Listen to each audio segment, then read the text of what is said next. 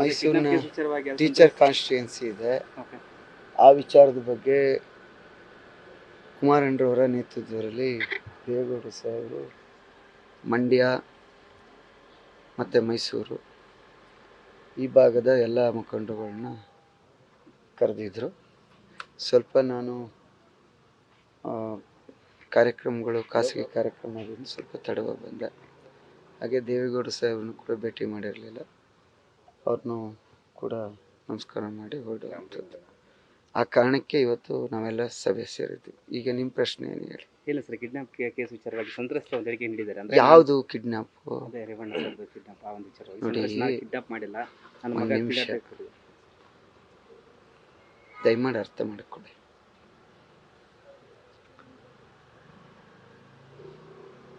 ಬೆಂಗಳೂರಿನಲ್ಲಿ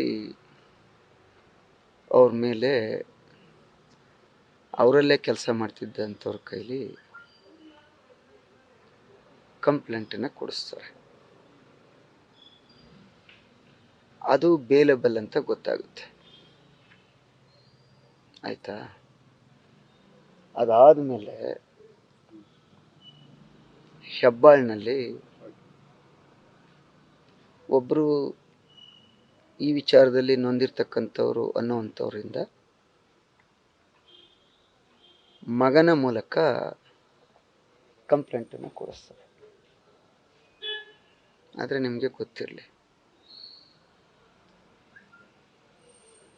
2ನೇ ತಾರೀಕು ರಾತ್ರಿ 9:05 KR ನಗರದಲ್ಲಿ ನಮ್ಮ ತಾಯಿ ಕಾಣೆಯಾಗಿದ್ದಾರೆ, ಸತೀಶ್ ಬಾಬಣ್ಣ ಅನ್ನೋರು ಕರ್ಕೊಂಡು ಹೋಗಿದ್ದಾರೆ ಅಂಥೇಳಿ ಕಂಪ್ಲೇಂಟ್ ರಿಜಿಸ್ಟರ್ ಆಗುತ್ತೆ. ಆದರೆ ಆಶ್ಚರ್ಯ, 2ನೇ ತಾರೀಕು 9:05 ಕೇಸು FIR ಆದರೆ ಆರೋಪಿನ ಬೆಳಗ್ಗೆ 12:00ವರೆಗೆ ಕಸ್ಟಡಿಗೆ ತೊಗೊಳೋದು ನೋಡಿದ್ದೀರಾ?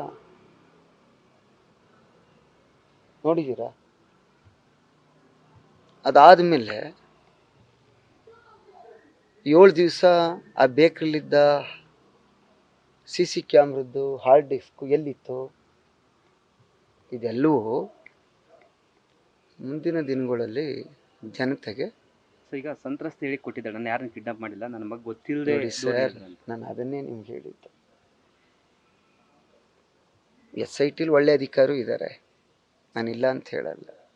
ಆದರೆ ಕೆಲವರು ರಾಜಕೀಯ ಕುಮ್ಮಕ್ಕಿನಿಂದ ಕೆಲಸ ಮಾಡ್ತಾ ಇದ್ದಾರೆ. ನಾನು ಅವತ್ತೇ ಹೇಳಿದ್ದೆ, ನಿಮ್ಮೆಲ್ರಿಗೂ ಗೊತ್ತಿದೆ. ಅವರನ್ನ ಏನು ಕಿಡ್ನ್ಯಾಪ್ ಅಂತ ಹೇಳ್ತಾ ಇದ್ದಾರೆ, ಅವರನ್ನ ಇವರು ಕರ್ಕೊಬರಲಿಲ್ಲ.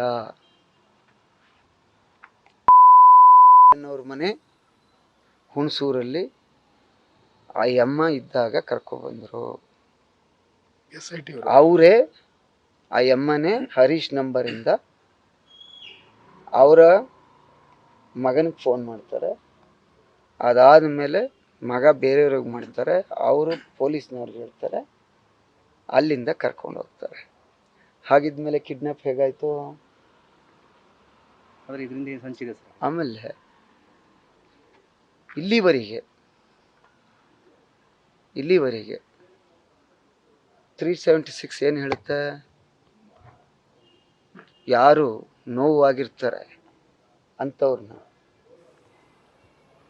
ಎಷ್ಟು ಬೇಗ ಸಾಧ್ಯ ಅಷ್ಟು ಬೇಗ 164 ಮ್ಯಾಜಿಸ್ಟ್ರೇಟ್ರ್ ಮುಂದೆ ಯಾಕಾಗಲಿಲ್ಲ?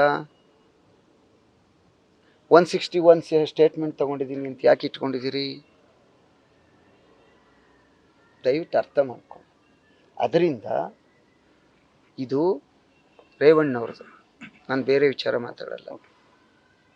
ಅವರನ್ನು ಸಿಗಿಸ್ಬೇಕು ಅಂತ ಮಾಡಿರ್ತಕ್ಕಂಥ ರಾಜಕೀಯ ಷಡ್ಯಂತ್ರ ಇದು. ಇನ್ನು ಇಷ್ಟಕ್ಕೆ ಮುಗಿದಿಲ್ಲ. ನನ್ನ ಹತ್ರ ಬಹಳಷ್ಟು ಸಾಕ್ಷಿಗಳಿದ್ದಾವೆ. ಆದರೆ ಜನತೆಗೂ ಗೊತ್ತಾಗಲಿ, ಸರ್ ಈಗ ಆ ಎಮ್ಮ ಆಚೆ ಬರಲಿ, ಅವ್ರ ಸ್ಟೇಟ್ಮೆಂಟ್ ಕೇಳಲಿ, ಆಗ್ಲಾರ ಸತ್ಯ ಗೊತ್ತಾಗುತ್ತೆ. ನವೀನ್ ಗೌಡ ಅವ್ರನ್ನ ಪೋಸ್ಟ್ ಹಾಕಿದ್ರು ಫೇಸ್ಬುಕ್ಕಲ್ಲಿ, ಪೆನ್ ಡ್ರೈವ್ ನಾವು ಅರ್ಕುಗೂಡ ಶಾಸಕ ಮಂಜು ಅವ್ರಿಗೆ ಕೊಟ್ಟಿದ್ದು. ನಾನು ಅದು ಯಾವುದೂ ಮಾತಾಡಲ್ಲ. ನಂದು ಒಂದೇ ಸ್ಟ್ಯಾಂಡ್ಸ್. ಬೇರೆ ವಿಚಾರದಲ್ಲಿ ನಾನು ಅವತ್ತೇನು ಹೇಳಿದ್ದೀನಿ ಇವತ್ತು ಅದೇನೆ, ಅದಕ್ಕೆ ಕ್ಷಮೆನೇ ಇಲ್ಲ. ಬಟ್ ರೇವಣ್ಣವ್ರ ವಿಚಾರ ಇದು ಷಡ್ಯಂತ್ರ. ನಮ್ಮ ಪಕ್ಷವನ್ನು, ನಮ್ಮೊಬ್ಬ ಪಕ್ಷದ ನಾಯಕನ್ನ ರಾಜಕೀಯವಾಗಿ ಮಣಿಸುವಂಥ ಕೆಲಸವನ್ನು ಮಾಡಿದ್ದಾರೆ. ಓಕೆ ಇಷ್ಟು ಮಾತ್ರ. Okay sir, okay, thank you. News first ನಿರ್ಭೀತಿಯಿಂದ ನಿಮ್ಮ ಪರವಾಗಿ.